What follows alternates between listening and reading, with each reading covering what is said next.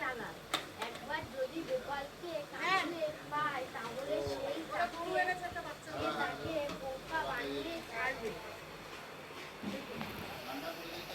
কথাটা বর্ধমান মহারাজের কানে যেতেই তিনি মহারাজ কৃষ্ণচন্দ্রকে পত্র দ্বারা অনুরোধ জানালেন গোপালকে একবার তার রাজসভায় পাঠিয়ে দেওয়ার জন্য।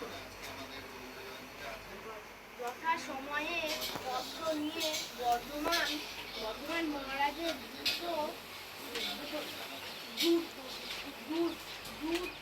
নবদ্বীপে এসে মহারাজ কৃষ্ণচন্দ্রের হাতে সেই পত্র দিয়ে সব বললেন।